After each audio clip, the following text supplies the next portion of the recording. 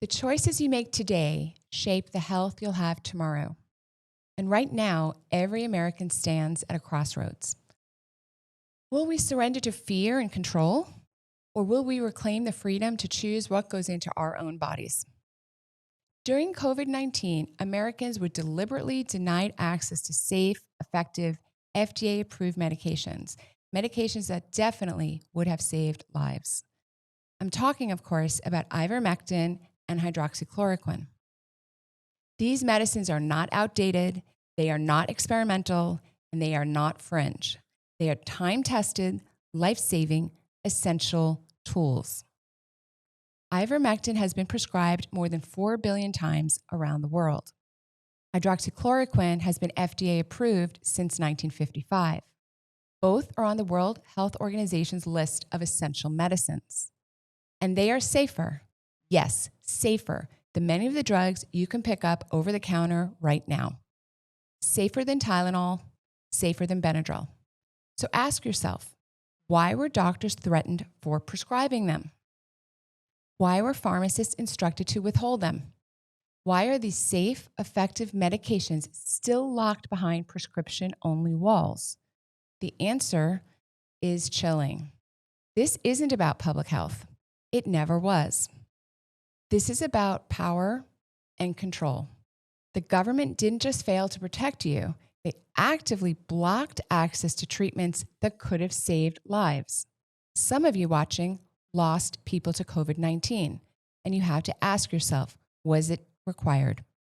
They censored ethical doctors, they attacked dissenters, and they gaslit the public while people suffered. And it's still going on to this day. That's why America's Frontline Doctors has filed new citizens' petitions with the FDA, demanding that they make ivermectin and hydroxychloroquine available over the counter, not just for future emergencies, but for your everyday health. Your preparedness, your peace of mind. This is not a radical idea. It's common sense. It's grounded in decades of science and billions of real-world uses. And it's about more than medicine. It's about dignity. It's about your God-given right to informed consent and bodily autonomy. On July 27, 2020, I stood on the steps of the United States Supreme Court and spoke the truth. Hydroxychloroquine is safe. Hydroxychloroquine works. You don't have to be afraid. I meant every word, and everything I said that day remains true today. But here is what's changed. More and more Americans are waking up. They've seen the lies, they've felt the consequences, they're ready to act. If you believe your health decisions belong to you, not to a bureaucrat, not to a pharmaceutical executive, then now is the time to make your voice heard. If you want a future where truth, ethics, and real science guide our medical system, then stand with us. The road to medical freedom is not paved by institutions.